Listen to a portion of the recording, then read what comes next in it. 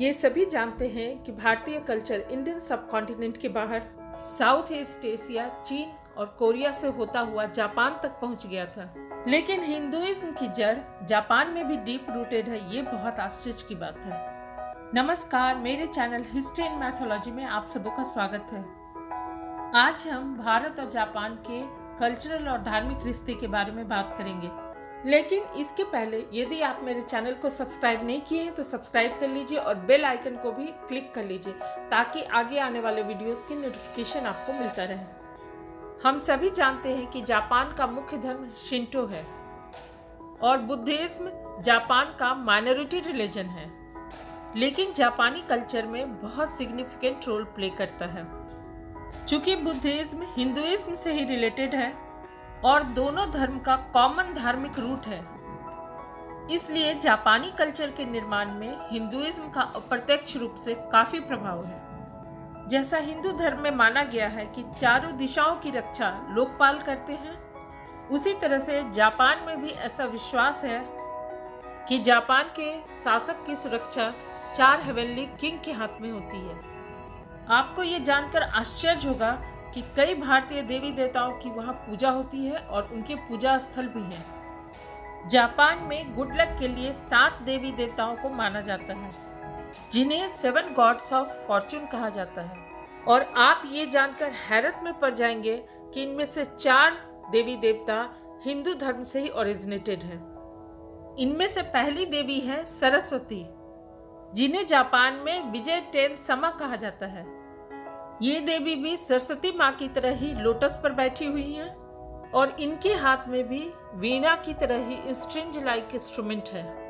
ये देवी भी सरस्वती माँ की तरह ही नॉलेज और आर्ट की देवी मानी जाती है। जापानी मैथोलॉजी के अनुसार गुड लक लाने वाले 7 देवी देवताओं में दूसरी थी किसाओ टेन्यो, जिन्हें हिंदू मैथोलॉजी के लक्ष्मी जी का प्रतिरूप माना जाता है। जैसे लक्ष्मी जी को सुख समृद्धि की देवी माना जाता है भारत में, उसी तरह जापान में ये देवी हैप्पीनेस, फर्टिलिटी और ब्यूटी की देवी मानी जाती हैं। जैसे इंडियन मैथोलॉजी के अनुसार धन की देवी लक्ष्मी के हाथों में सोने का सिक्का या कलश दिखता है, वैसे ही जापानी देवी किसाओ टेन्नो के हाथों में जेम्स रहता है। जापान के गुड लक देने वाले देवी देवताओं में तीसरा नाम आता है डाइकोकुटेन। ये भारत के महाकाल या शिव के रूप हैं। कहा जाता है कि ये वॉर, एग्रीकल्चर, सेक्सुअलिटी, फॉर्चून और वेल्थ के देवता हैं। चौथा नाम है विशामॉन या विशामॉन्टेन। ये उन्हीं 7 देवी देवताओं में से एक है जो गुड लक देते हैं। इन्हें हिंदू मैथोलॉजी के विश्रावन यानी कुबेर के रूप में आइडेंटिफाई किया जाता है। ये एक हाथ में भाला लिए हुए हैं और दूसरे हाथ में छोटा सा पैगोडा लिए हुए हैं। ये इनके हाथों का पैगोडा डिवाइन ट्रेजर हाउस को सिंबलाइज करता है।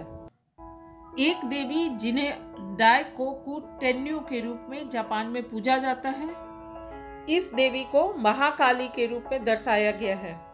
जैसे इंडियन मैथोलॉजी में शिव के साथ शक्ति को पूजा जाता है, वैसे ही जापान में डाइकोकुटेन के साथ डाइकोकुटेन्यो को भी पूजा जाता है। एक जापानी देवता कांगीटेन को हिंदू गॉड गणेश के साथ आइडेंटिफाई किया जाता है।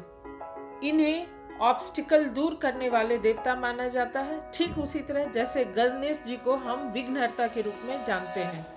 इसी तरह इंडियन मैथोलॉजी के यम को वहाँ एमा के रूप में पूजा जाता है। शायद यम शब्द जापान तक का सफर पूरा करते करते एमा बन गया है। इसी तरह कई अन्य देवी देवता जैसे वायु, वरुण, गरुड़ आदि की भी पूजा जापान में होती है। ये वास्तव में विस्मय में डालने वाली बात है।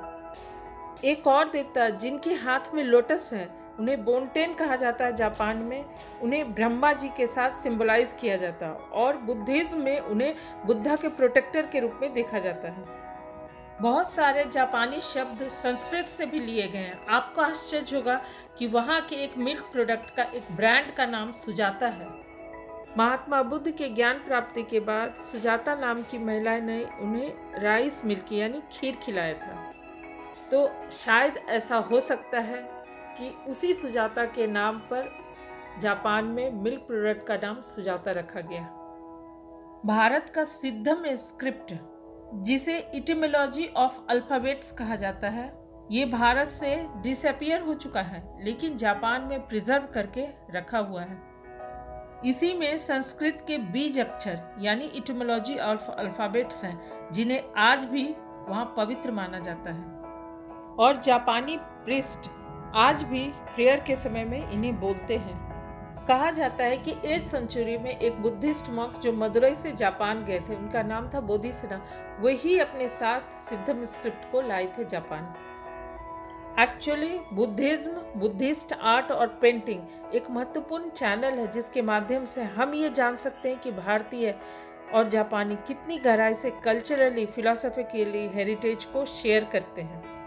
उम्मीद है भारत और जापान के रिलीजन और कल्चर और रिलीजियस और कल्चरल रिश्ते पर बना ये वीडियो आपको ज़रूर पसंद आएगा। अगर पसंद आए तो इसे लाइक कीजिए, शेयर कीजिए और मेरे चैनल को ज़रूर सब्सक्राइब कीजिए। Thank you.